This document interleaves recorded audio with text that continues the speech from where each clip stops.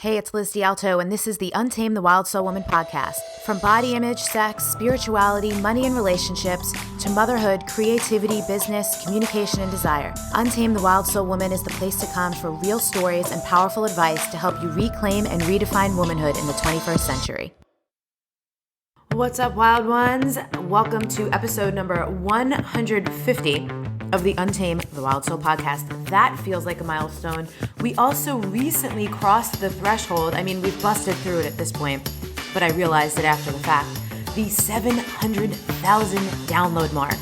So I just wanted to take a minute to thank you all so much who not only loyally listen, but actively share our episodes, tell your friends and family members about it, share it on social media. I've been noticing a lot more of that happening lately, and I just want you all to know truly how much I appreciate it. I love doing this show so much. I love seeing your posts, seeing your comments in our Facebook group, which if you're not already a member of that, the link is at untameyourself.com/Facebook. I love seeing what you discover, what you implement, what changes and what happens in your life after you listen to these shows, after you meet these incredible humans that it is beyond an honor and a privilege to present to you. So today we have DJ Tasha Blank. Something I love about young children is that they don't yet have the self-consciousness, because they haven't faced much rejection yet, to hold back from simply asking someone to be their friend on the playground or somewhere else. And that's how I felt when Tasha Blank and I connected. And the playground we connected on was Instagram. The conversation basically went something like, hey, I like who you are. I like your photos. I like your words. Let's be friends. And so we got on Skype, and once I heard her story, I had to have her on the podcast. So today's conversation is the result of a new, innocent, and friendly desire to connect with someone who felt like a kindred soul. So we get into things like altering brain chemistry without using substances, dance as a path to connection, how life is full of maps and it's up to us to discover new territories. This is a really fun one, and I know you're going to discover dormant parts of yourself as you listen, and I can't wait to hear what comes up for you when you do. If you want to check out DJ Tasha Blank, if anything that we mentioned, you want links to it, we've, as always, put it all in the show notes, which will, for this episode, be at untameyourself.com/episode-150. And also to let you know what we've got coming up in the pipeline over the next couple weeks. We have Patricia Moreno, the founder of Intensati, my friend Jill Coleman, who's been on the podcast before. She'll be coming back this week with a Thirsty Thursday episode, specifically talking about food obsession, which is something I know some of you might be interested in. We've also got Kendra Kunov coming up, as well as Guru Jugat. It is just juicy goodness coming up in the next couple of weeks. I'm so excited you're here. Thank you again. This is a day when I'm gushing with appreciation, so I don't even care if it feels like too much. Deal with it. I'm very excited to be here, and I appreciate you guys a lot. Let's dive into today's episode. I hope you love it, and I can't wait to hear from you.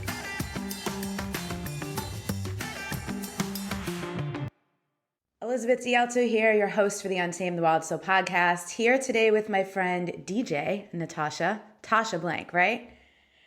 Yeah, Tasha Blank, either one works. When I added you on Skype and I saw it was Natasha Blank, I was like, oh, of course, her full name is Natasha.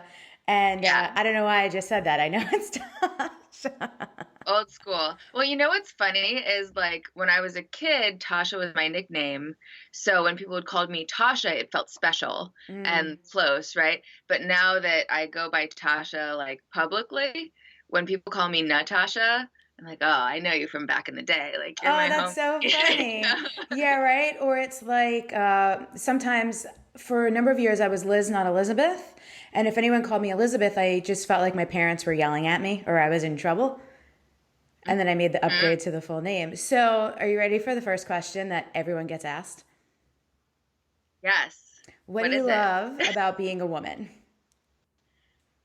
I think about all the time how grateful I am to be a woman. I mean, men are awesome, but I'm so glad I'm not one.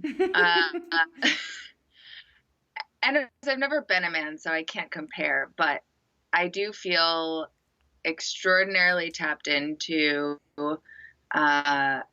feeling, intuition, sort of knowingness that there's there's something about it. I think everyone has it, but something about it that feels feminine to me. And to move through the world really guided by an internal feeling sense and knowing is such a pleasure. And the more I learn to do it, the better I get at it, the better sort of life kind of responds. So that's been quite a journey, because I used to really operate from my masculine, was very shut down from my feelings and very driven and sort of goal external oriented. And the more I shift away from that, the better I feel. Yeah. The more I feel. Yeah, I mean, that's the whole premise of the show, right? And we don't knock the masculine, but it's about integrating, because we both have all the things. Mm-hmm. And so to hear you say it wasn't always that way, that's usually like what I ask people when they bring up what you just brought up. Be like, were you always tapped in? Like, was that natural? Was that something that like your mom and your aunt and your grandma's taught you? Or like, how did you then, if it wasn't always that way, what's the story or the journey to realizing like, hey, I have this inside of me, I can access this knowing? How'd you develop that? Well, I mean, it actually makes a lot of sense. I think the dance floor was really the first place I truly felt that. But not, I was a classically trained dancer until I was 17, and it wasn't that dance floor that I felt it on. It was a few years and a couple of life crises later that I found myself at Burning Man, dancing actually from what felt like from my soul, and not doing any choreographed moves, but really operating from a place that felt more connected than I had ever felt in my life. And there was a period of several years where actually the only place that I could experience that feeling of being so tapped in and connected to myself and the world was on the dance floor. So I was just a junkie. Like, I would go to dance 4 or 5 days a week just to sort of come back home, and the rest of the time felt kind of crappy. Yeah. But doing the work, all the kinds of work, you name it, I did it, to integrate and let that sense of connection start to pervade more of the areas of my daily life. That's been the work. That's amazing. And same, like in Wild Soul Movement, women say all the time, oh, I'm starting to like feel things in my body. And then I'm noticing I'm in other places, and I have that access, and I can tap in and I can tune into myself. And I find categorically, some people find it much easier to tune into that and connect with it and apply it. In some places much easier than others. Like some people, it's super easy at work, not super easy at home, or it's super easy in certain relationships, not in others. So what's been your experience of getting it to go through all the categories, or are there any that you still kind of like bump into it and go, man, I still need to bring it there? I would say there's no one area that it's just totally stuck, or one area that it's totally free. I can say that my big work in really all the areas of my life over the last couple of years especially has been realizing that I often operated from a place of wanting to make other people happy, and always being tapped into what other people are feeling, or what I imagine and project that they're feeling and might want, and then trying to fit myself into that thing. And shifting from that into really fully embodying and inhabiting my own being, and being aware of my own desires and wants and ideas and feelings in any given moment, and then coming into relationship from that place. Yeah. Oh, I think so many people can relate to that with like the people pleaser background, or like the good girl background, or not wanting to rock the boat, or all those types of things. So in the moment when you were in the like the in-between phase, right? It's like, okay, I have the awareness, but I don't have the embodiment yet. What were kind of like, in the beginning, it's always clunky when you're trying to like embody something new.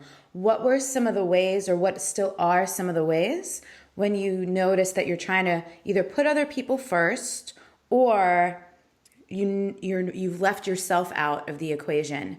How do you, because it's not like, I'm imagining, I'm having this moment in my brain of like painting a movie of you noticing and then being like, oh, and just putting on a song and like dancing it out and being like, all right, I got it. but obviously that's not available all the time. All So the I'm time, yeah. curious for like your other tactics or your other approaches. I mean, that's not a bad idea. I'll have to try that. Um, I would say it's very much like you would think of a meditation, in that you realize that you're thinking and you let the thought go. And I realize that I'm doing that thing again, that old pattern, and then letting it go and trying to be nice to myself in the process, instead of being like, oh, I'm doing that stupid thing. Why? Like, it's just, oh, there it is. Hello. Yeah. I can choose differently. And just making it, it's like once you make it a conscious thing as opposed to just how you are, it becomes a choice, and it might be more habitual and therefore feel easier to choose the old thing. But once it's a choice, you can just practice again and again making the different choice. Yeah. And create those new neural pathways. Yes, yes. Okay, so I love that you say once it's a choice, because I was just putting together the page at the time of recording this. I was just putting together the page the other day for my 2017 mentorship Emerge. And one of the things that I said on that page is that you hear people, especially life coaches, saying things all the time like everything in life is a choice. And I'm like, yes, that's true, but we don't all always have access to the spectrum of choices available to us when we're like mired in our stuff. So thank you for articulating once it's a choice, because sometimes with so much unconscious stuff going on, you're not actually in choice land quite yet. Totally. 100%. Cool. So you and I were catching up last week, and something I really loved that you were saying is how it was your story from going from classically trained dancer to, you'll have to remind me exactly, you'll just tell me the story of what you were specific was the combination of things you were studying at school, and then how that brought you into starting the Get Down, which is this awesome dance party that you do in New York City now for many years. And I loved it. Where I'm going with this is this. I want to hear the whole story again. As you were telling me it, I said to you, I'm like, man, I'm going to have you on the podcast. You're going to have to tell this thing all over again because it's so freaking good. But you got to a point where you said something about who comes to the Get Down. And I loved it because it was intended for a diverse group of people. And you and I had a conversation about, preaching to the choir versus preaching to anyone who, for whatever reason, shows up at that time. Not necessarily the converted masses, but anyone who's, curious. So I just said a lot of things. Start with the story. Story. Okay. Yep. So, I mean, I can go back. Shall I go back to like classically trained dance land? Yeah, classically trained dance land on. Let's do the whole thing. Okay. It was so juicy. All right. So from ages 11 to 17, I was really serious about dancing. I thought I was going to be a professional modern dancer. I left school every day, danced to be in a professional company. I was on the track, in the summers studying with the Juilliard faculty. And there were two things. One was the deeper I got into that world, the less happy I was, the less of a joy it felt like, the more sort of regimented and really pretty harsh the whole mentality was around it. And also the more difficult it became to relate to my body in a healthy way. So I had eating disorders and I was generally a pretty unhappy person. And then I went to NYU and I started out studying critical theory and cultural studies, which is pretty much really nerding out and breaking down how we have constructed reality culturally through language, how we literally create our worlds through the structures in our minds, and then breaking down those structures until you realize that we've just made it all up. So I got to that point academically, and then I also had a life crisis with a social situation, friend stuff, whole other story for another time. But what happened inside me during that time was I had all of these difficult feelings, didn't know what to do with them, turned it all in on myself, and ended up having a really intense health crisis, which the most intense part of that was that my entire face broke out in like the worst cystic acne that you could imagine, like fully covered, super painful. You know, if I had lived my life with that condition, I wouldn't really have a life. It was super intense. And so I went home from the summer after college and realized that the whole way that I was relating to myself and the world weren't working. It was like the biggest wake up call ever. And I also knew, you know, I went to the dermatologist. He's like, you're going on Accutane, you're doing this drug, we have to get your skin clear, otherwise you're going to be scarred for life. And I'm grateful that I did the Western medical approach. Like, we needed to take care of that. But he's also said, we're never going to figure out how this happened. And I said, I'm pretty sure I need to figure out how it happened, because I'm sure there was a reason. And I could, you know, on the physical level, on the mental and emotional levels as well, I got the hit. You know, it's time to change, and it's time to open up to the fact that there's more at play here, more going on in life than just sort of the small world I've been living in. Yeah, yeah. I got into Reiki, I got into holistic healing, into nutritional healing, got deeper into spirituality, and within 9 months of that happening, it was kind of like the universe picked me up, shook me around really, really, really hard, and then set me back down in a totally different path. And within 9 months, I found myself 21 years old, tripping on mushrooms in the middle of Burning Man, dancing to electronic music for the first time. And that's that night that I had that incredible dance experience where I felt so free and also so grounded in my body at the same time, and so joyous and connected to the world and connected to my soul. It was the happiest I had been since I was a little kid. And I said to myself, number one, this is what I was looking for that whole time that I was dancing every day. This is the feeling. This is what it really means to be a dancer. And number two, I need to figure out how to get to this place without substances. Mm-hmm. Because I had shown up to wherever it was that I was dancing and started having this amazing movement experience. And I felt like I had access to every movement that had ever been made in the history of humanity. And it was very epic. And at a certain point I was like, am I just on drugs? Like, is this just what it feels like to be on drugs? And will I come down and realize that was just, it just felt good. And so then after I have to interrupt you there, because I'm so glad you had the awareness to do that. I've talked about this on the podcast with like several different guests, how it's so fascinating to be in a community where people do a lot of psychedelics and things like that. And I noticed like the hangovers where it's like someone has this huge access to the divine or to whatever, or to consciousness, and they feel like they woke up, and then they come back and they can't get back there without substances. But nor do I know, it's obviously people are individuals, who's actually trying to figure out how to do it without substances, because I've just seen people thinking they can only do it with the substances. So I just like fist bump for being like, how do I get here without the substances? Because it's a very real thing, and I know you do, and the story continues. So keep going. Just wanted to give you a high five. Yeah. Well, thank you. Well, exactly. So what then happened was a crowd of people gathered around me and watched. And I was like, okay, this is really happening. Like, I am doing the things that I think that I am doing. And this is real. Like, this is me. This is what it means to be fully connected. And I'm going to figure out how to get here whenever I want. Because I don't have to rely on a dealer, you know, to get here. How silly.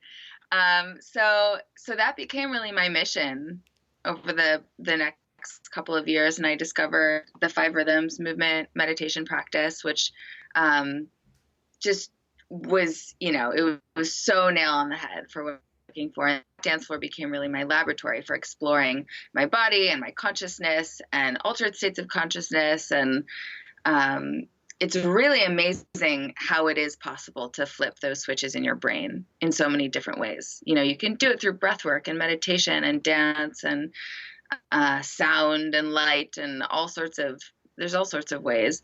But it does, it does take some effort and practice. And I think that's the part, right? People want the state, but they don't want to do the work to get there. And for some, the drug is the shortcut. And for others, they're like, I'm willing to take the long cut to be able to access whenever I want. Cool. Or they don't realize that it's actually possible to get there without it. Right, I think there's a lot of, especially younger people who are going to raves and taking Molly for the first time and, having this amazing experience, and they think that it's the drug that's giving them that experience as opposed to just, altering a couple chemicals in the brain that allow them to really experience these feelings. Yes. Cool. Yeah.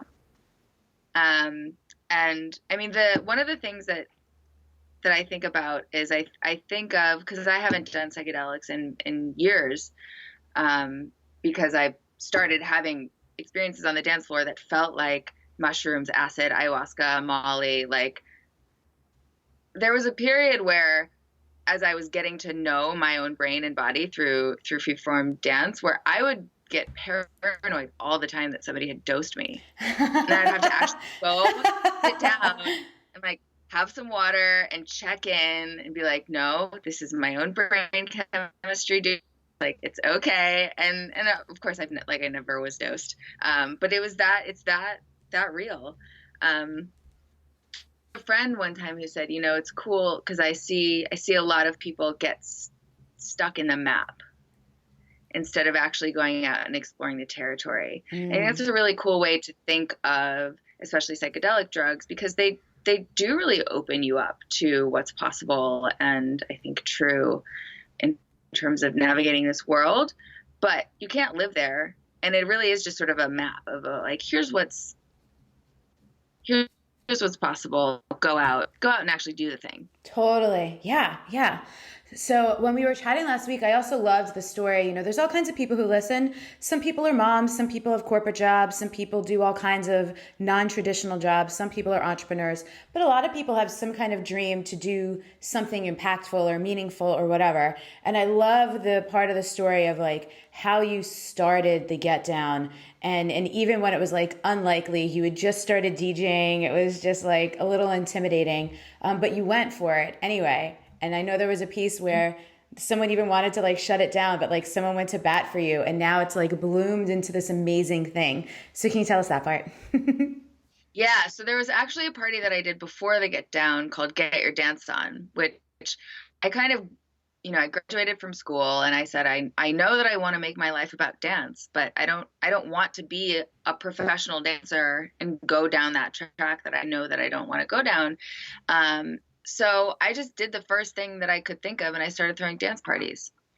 And I started throwing them in yoga studios. I started throwing them in one in particular that had just opened, and so they wanted people, new people to come to their space. So I made a deal with them where I could throw a party there, and it was a way of them promoting it, and et cetera, et cetera.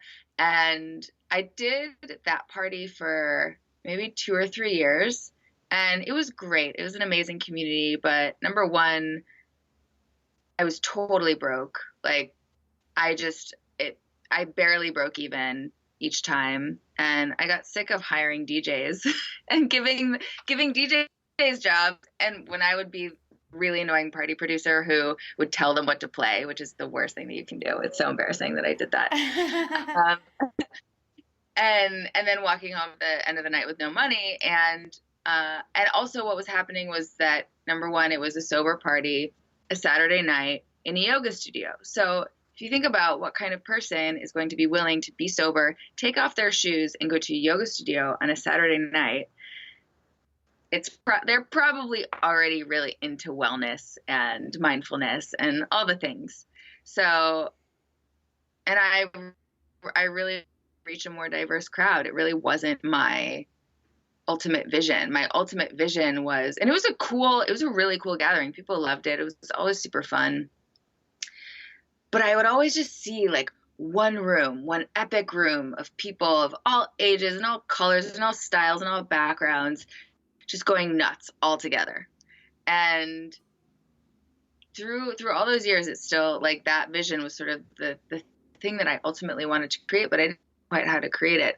So I put a pause on Get Your Dance On, and I decided to learn to DJ finally. It had been suggested to me many times, but because it's such a male dominated world, it just never occurred to me that I could do it. I was like, oh, that's not for me. I can't, it was some silly belief that I had, until finally I was gifted a DJ control, and I was like, okay, fine, I'll do it.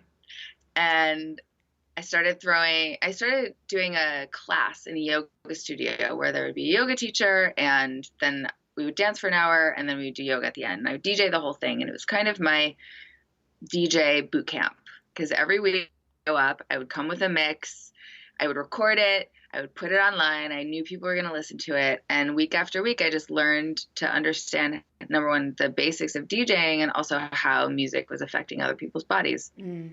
Until at a certain point, I approached this club, Cielo, which is an amazing, legendary club in New York. It's been around for many, many years. They have the best sound system in New York. It's super awesome. And I said, hey, so you're not doing anything before you open to the public at 10 p.m., right? Like this place, right? And they're like, yeah. And it's like, can I throw a party here? And they said yes. And so I started doing it there, and it was slow at the beginning. It was totally slow. We would get 80 people maybe, and it was a great vibe, super positive, but they never made any. For perspective, how many people can the venue take? Because 80 to me sounds like a lot if I'm thinking of a small room, but if it's a giant place. So now we usually get between 250 and 300. Okay, cool. Got it. It's full. And then we also do it at bigger venues where we get more like 400. Neat. Sorry. And that's every 2 weeks, whereas the beginning it was once a month. From the club's perspective, it was very few people, and they did terribly at the bar. It wasn't a very big drinking crowd.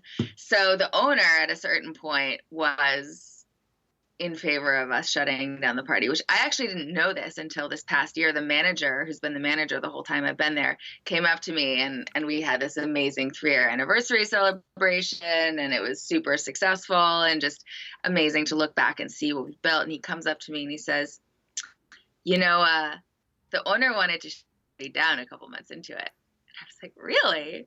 And he goes, and I told him that you were onto something and that we should keep doing it.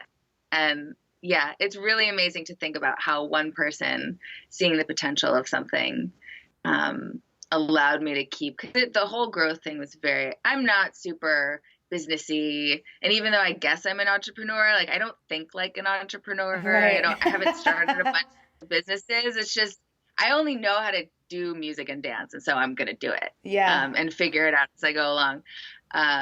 But the growth was definitely organic and kind of slow over the first year, especially, and now it's just taken on a life of its own, which is really incredible. And again, I love to hear that, because I feel like there's so many messages out there for entrepreneurs and other people to like the overnight success.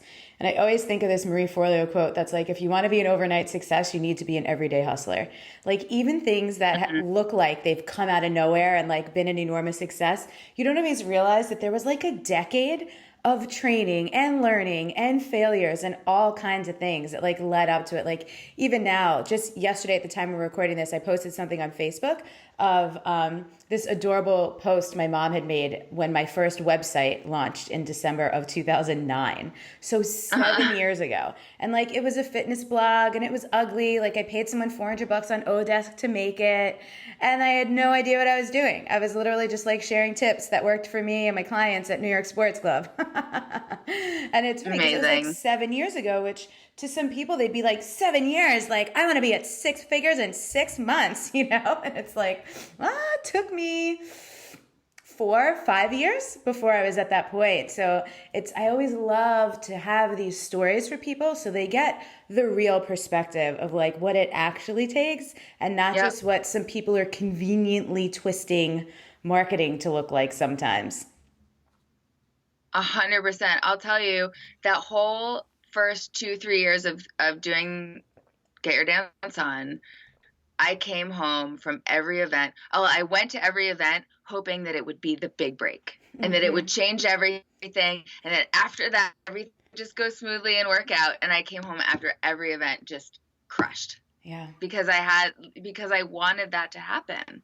And the what's amazing is that when things actually started to shift was when because I am very much an instant gratification person. I always want to be good at everything right away. I want it to all go really well right away.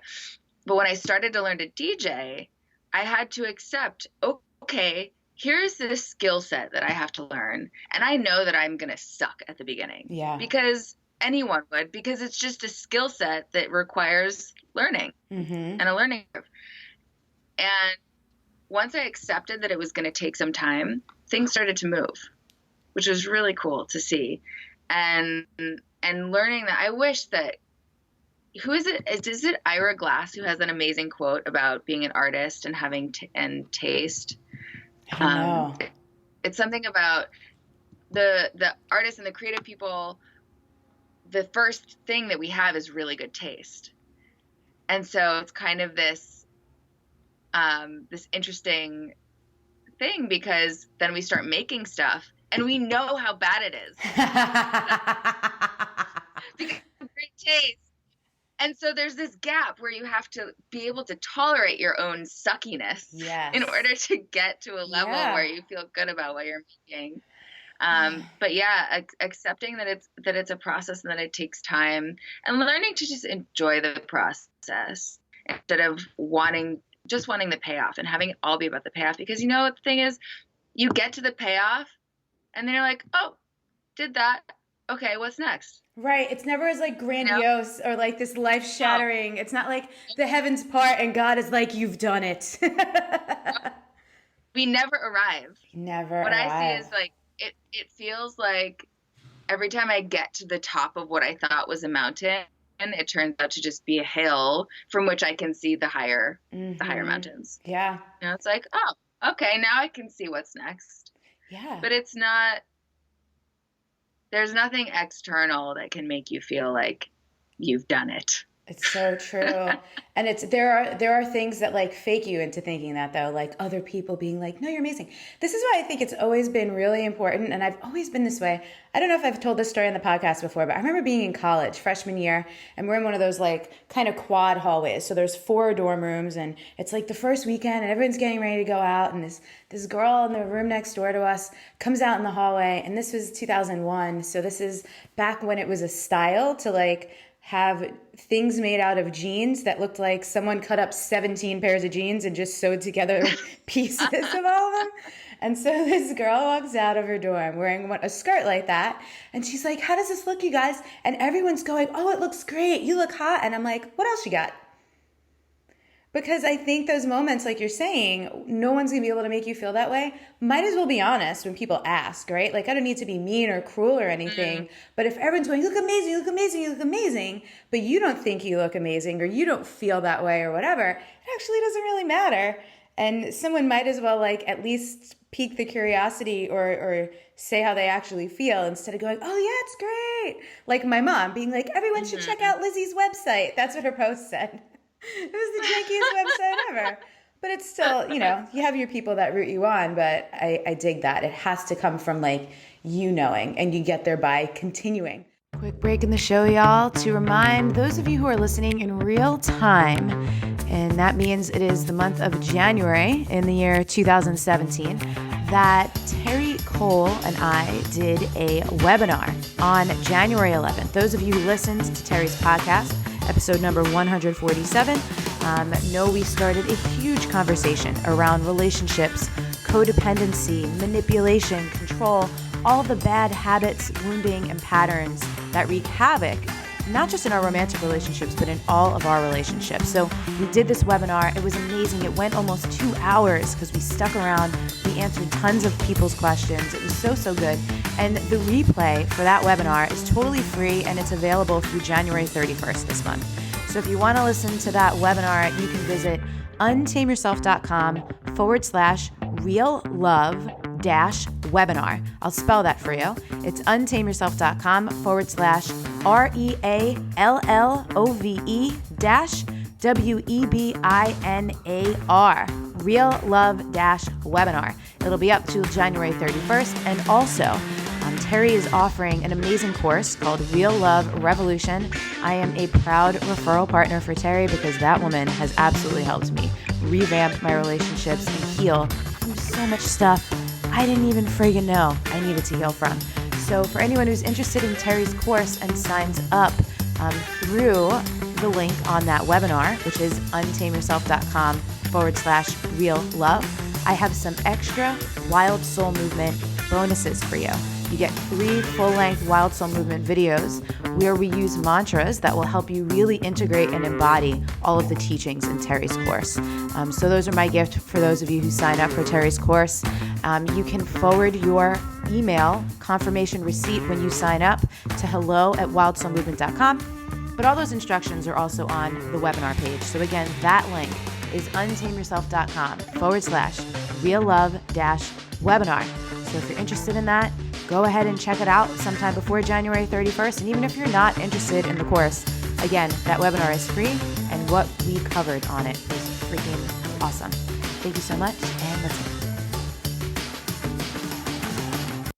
So how did you even get yourself to show up week in and week out for years when you weren't having the outcome you wanted? Because tons of people would have folded. I mean, it was, what else was I going to do?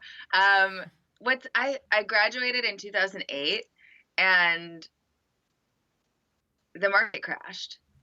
And so I was kind of like, well, nobody else is going to pay me. So I might as well start just making my own work. And I waitressed, and I was a shop girl, and I nannied, and I did those things just to get by. But I don't think I could never work at a desk. You know, I'm so ADD. And I'm also I think just very in touch with what I love and what I want to do. And if I didn't do it, I could never forgive myself. Yeah. I'm embarking on a project right now, which is really intimidating, and it's something that I've never done before. And I feel like I kind of mark life with identifying something that I really feel called to do that I've never done before, and surmounting the challenge of doing that. But I was talking to my dad about this one the other day. I was like, yeah, I'm kind of freaked out and terrified and intimidated. And he goes, well, I mean, you could not do it. Like, what would happen if you didn't do it? I was like, well, I would probably regret it forever. And just not be able to live with myself. So it honestly never felt like a choice. Yeah. Which I guess I'm grateful for. And I just think had to keep that's going. the definition of a true calling. I think people put pressure on themselves sometimes. I have these conversations with people. We had Jonathan Fields on. We were talking about, does everyone need to turn their passion into the way they make money? And he had said, years ago I would have told you yes, but now I see people who create amazing bodies of work, and it's not what pays the rent, but it fuels them. And I think everyone's built differently, right? I'm in your camp. I can't not do the thing, but I think that's the definition of a true calling. It's not an interest. It's not a hobby. It's not something you enjoy doing. It's like literally, if I don't do this thing, my soul might wither and die on the spot. Exactly. Yeah. Literally. Yeah. And so if you don't feel that way about something, perhaps you don't need to torture yourself to make it work if it's not working. Like that might be, and I'm not creating a formula here. I'm just throwing it out there for people to feel into if they want. Like if you don't feel like it's the thing you can't not do, well, then maybe you don't need to force yourself. I see a lot of people who torture themselves beyond the point of it's just not working, or maybe just reroute yourself, right? So don't necessarily quit, but maybe it doesn't need to be as heavy or as big of a thing as you were deciding it had to be, right? Mm-hmm. Totally. Cool. Well, I'm excited. Well, and does it have to be heavy even if it is your true calling? Yeah. Yeah. Oh, that's so good. Keep going on that. How do you make things, how do you let things, because I can go on this all day. How do you let things not be heavy? Well, what's been interesting lately is I feel very much like I'm being given more and more of a platform to speak and to lead and to really hold pretty amazing space for people. And at the Get Down and at some other places, before I play, I actually have everyone be quiet and I talk for like 5 minutes. I almost do like a sermon. And I talk about why we're there and what's possible for what we can create on the dance floor and what we can create in the world. And it's still stuff that feels really, really important and pertinent to what's happening in the world right now. And I don't just want to be a DJ. I feel like music is the medium for cultivating community and awareness and bringing people back home to themselves and who they really are and how they're really connected to everyone, so we can go back out into the world and do amazing work. But I had a moment a few parties ago where I felt all this pressure to say the right thing and to be profound, and it felt so uncomfortable. And I did it, and and then I went and I did my set, and it was amazing. But I came home that night, and I asked myself, like, what if I took this a little less seriously? And I've been playing that with that more recently in the last couple of months, and just being a little more spontaneous and vulnerable and lightening up a little bit and taking the pressure off myself to be perfect. And it's made things so much more easy. And it's allowed my creativity to flow much more easily. I feel more connected to people as well. I feel like people have been responding differently. I feel like, and so tell me if this is true or not, but I know sometimes for me, that's just a matter of getting out of my head. Because if I'm thinking about what I'm going to say next and what I'm going to do next, I'm actually not present. I'm not with the person or the people or the group in front of me. If I'm like waiting, like even in these interviews and in these conversations, I'll have people comment like, you're so engrossed in like what the other person is saying. And sometimes like there will be an awkward pause or something because I'm like honing in on the exact next thing I want to ask you because I didn't think about it because I was just listening to what the hell you were saying, you know? So when we're not all up and like, what am I going to do next? How's this going to look? What are they going to think? And we're just like there. The stuff that comes through then is like, I hope someone was recording that. Yeah, totally. I actually just had, and I recorded this, maybe it was a month ago. It was a week or two after the election, and, you know, everybody just felt like this enormous upheaval. And I don't usually plan most of my DJ sets, but I almost always plan my Get Down sets because I know the room so well. I know the crowd. I know how I want it to go. And I like to do really complex things with mixing different harmonies. And I like to know that I'm going to get it right. So I'll come in with a plan. And this party a few weeks ago, I made like 5 plans. And none of them felt right. And the night before, I kind of had this moment of, do I keep planning and trying and knowing that I probably won't come up with anything better? Or do I trust that when I show up and get present in the room, that I'll know what to play? Because I've been doing this for 5 years and I can do it. Like I'm totally, totally capable. And it felt very related to, sort of what's happening in the world. Like there's so much change and it's happening so quickly and we don't know what's going to happen next. And we know that we're going to be asked to step up and respond, but we don't know how. We don't know exactly in what way. So the work becomes, I think, about listening and being present and being able to be flexible and intuitive and instinctual and be able to decide in the moment what action is appropriate. Yeah. And my teacher, Gabrielle Roth, who formed the 5 Rhythms, used to talk about that a lot, about how the dance really brings us into that place where we are so connected to our animal instinctual selves that we get tapped back into that intelligence. The intelligence is, beating our heart and breathing us and doing all of the millions of trillions of things that are happening inside of us in every single moment to make this amazing body so that we can exist in the world and like do the thing that we want to do. And it's like when we are able to tap into that, whatever that mysterious miracle is, that's when we can access those answers from moment to moment. It's so amazing. I geek out on synchronicity. I'm like always on the hunt for it. Even my weekly team meeting with my operations manager, at the end of our meeting, we do appreciations and synchronicities. It was like, what was super freaking natural in your world this week? And so just this morning, I keep a dream journal, and I had a dream last night. There were a bunch of snakes in my dream. And I was noticing like my experience of the snakes, but then Martha Beck was on the podcast many months ago, and we did some dream analysis work. We'll put a link to it in the show notes for anyone who's interested in that. But I did the Martha Beck thing where I made myself the snake in my own dream. And I was like looking around from like the perspective of the snake, and then asking the snake, like, what message do you have for Elizabeth? And the snake's message was essentially like, man, I just miss my open space without people in it. Like it was about being in like the primal, like the animal nature, the animal instinct, the animal intellect of just like letting things be how they are and not so attached to how we think they are. Because when I was looking at the dream from the perspective of me, I was like petrified of the snake.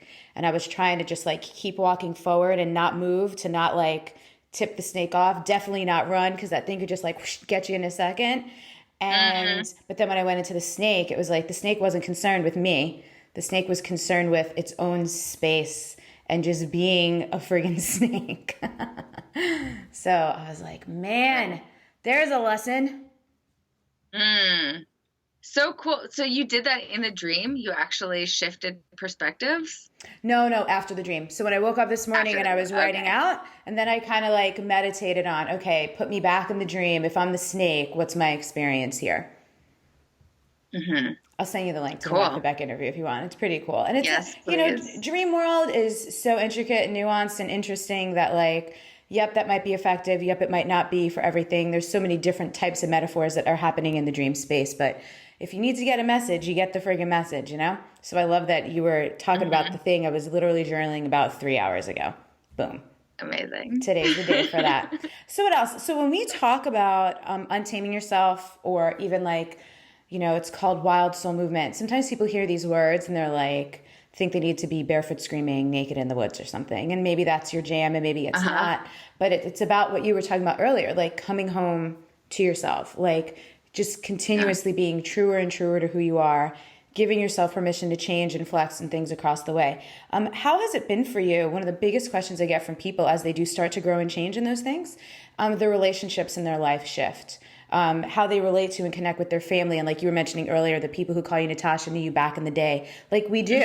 Like we evolve in and out and we weave in and out of certain relationships. How has that gone for you? And how do you stay okay with who you are even as those things shift? That's a big one. Yeah, because I just went through a pretty massive change because of this, basically. So I have a really good example. Yeah. So my age 28, 29, is your set and return. And those years were pretty massive for me. One was the DJ stuff really started to work, the party stuff and it really started to click in. And there was a while where I was like, man, I really hope I'm not delusional, thinking that I can follow my dreams and actually make this a viable career. But it started to find its groove and get in a flow and be sustainable. And I also really grew up in a lot of ways in terms of starting to come home to myself and identify the patterns where I was giving away my power, and starting to tap back into what it was that I actually wanted. Also during that time, I got married to someone who I really, really love, was absolutely a soulmate, my best friend, and it made all the sense in the world for us to get married. And we got engaged when I was 27. Made total sense. And then I had these massive couple of years and started going much deeper into my true sense of what was going on inside and what I really wanted for my life, and getting clear that I really wanted to put music and dance first and start traveling more. And actually, whereas I had been moving in a direction of getting settled down, I wanted to unsettle, and I wanted to travel more and have more new experiences. And I just started to realize how much more there was for me to discover, and that I wasn't actually as ready as I thought I was to decide something that would affect the rest of my life. So about 6 months ago, I ended up separating from my partner, getting rid of all of my stuff, moving into a suitcase, and going on the road. I like how you put that. Moving into a suitcase. Yeah. What was funny is I bought like the nicest suitcase I could find, and I justified it. I was like, I can spend money on this because it's basically in my apartment. This is my house. Like, this is my rent. So yeah, I completely uprooted, and the process of making that decision was super, super hard, because, you know, I was married to somebody wonderful, and I could have made a million lists of pros and cons, and I did. And that was never the point, because the point was that there was this knowing, this like languageless knowing inside me that felt like it was getting louder and louder and louder, to the point where I couldn't ignore it anymore. Yeah. And I had to say, you know, there might not be a logical, super rational reason for this, but I just know that I have to do it.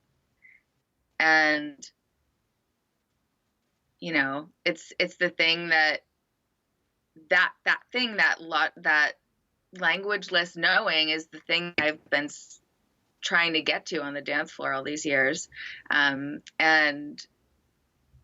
I said to myself, you know, if I don't do this, I'm the biggest hypocrite in the world, because all I talk about is doing it, is right. Really following. Right. It's the idea that there is something bigger happening here. There is an intelligence running through all of this, and our job is to go deeper and listen to it, instead of always running our same mental programs of should and shouldn't, good and bad, and right and wrong.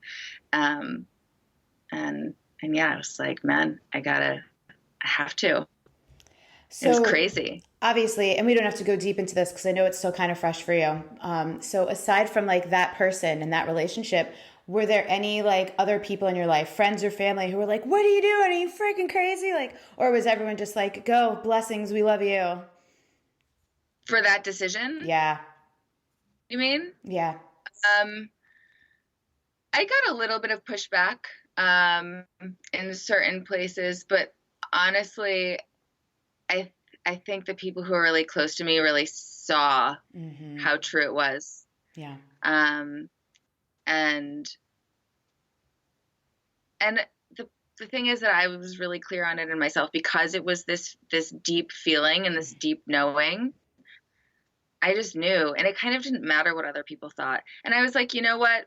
His friends might be mad at me. I might lose some friends. I might, you know, and then I get to find out who my real friends are, the people who really see what's true for me, because it's not about getting permission or approval from other people. It's about, I think, being really clear and certain of what's true for you, and then finding the people who are aligned with that and who can see it. Totally, man. And gutsy, right? Like that's courageous stuff. It's courageous stuff to, first of all, say to yourself, like you said earlier, I must find this feeling. I must be able to generate this within myself, and just keep going until you do. And then it's courageous to find it and go, oh man, it wants me to do this thing that a lot of people are not going to be excited about. and I'm going to do it. Yep. And I'm just going to Yep. keep trusting, and I'm just going to keep Yep. trusting. So people ask me a lot, because like this is what Wild Soul Movement helps people access. They're like, okay, I got the knowing. How do I trust it now? It's actually almost like the step of trusting it for a lot of people is even more challenging than accessing it to begin with. 100%. How do you do the trust? I feel like I've gotten really good at engaging with fear over the last few years. I mean, my background is I'm super introverted. I had massive social anxiety as a young adult. And so the idea when I first started DJing, the idea that I would get up and tell people to come to an event where I was going to be the person choosing the music and kind of guiding the whole experience and being in the DJ booth, I was like, that was like my worst nightmare. But again, it was this thing where I didn't feel like I had a choice. I knew that I had to. So,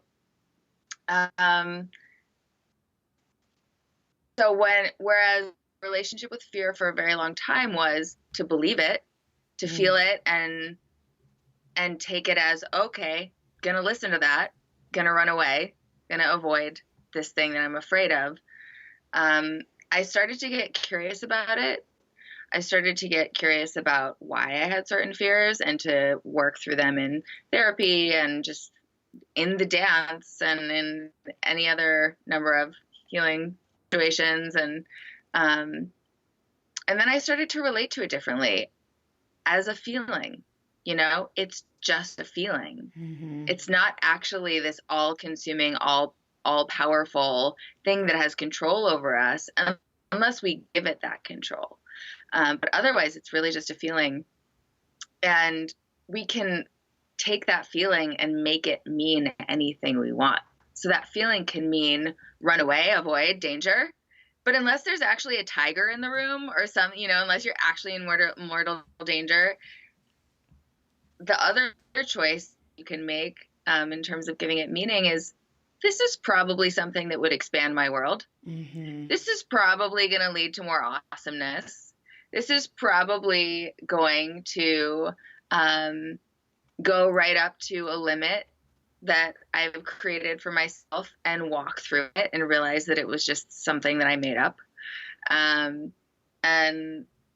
so, yeah, I've done a lot of work around changing my relationship to fear so that, because what else is it that comes up when we realize the thing we need to do that might be scary, that we might have resistance to, but fear, like that's what we're really talking about here. Yeah.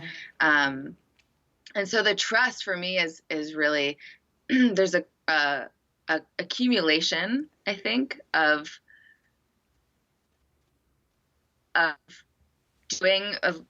kind of what I think of as like running at the dog. Like Pema Chodron tells this story of this Buddhist monk who there's a group of people walking down the street, and including a Buddhist monk, and this pit bull that's been snarling and has been tied up against a wall breaks its leash and starts running towards them, and all the other people run away except for the Buddhist monk, who runs directly at the dog, and the dog turns around and runs away. Oh, funny.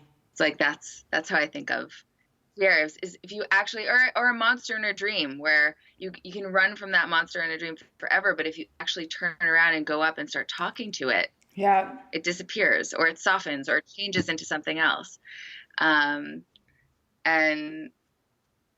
so, like anything, it's about making it conscious and making the choice that you want to make.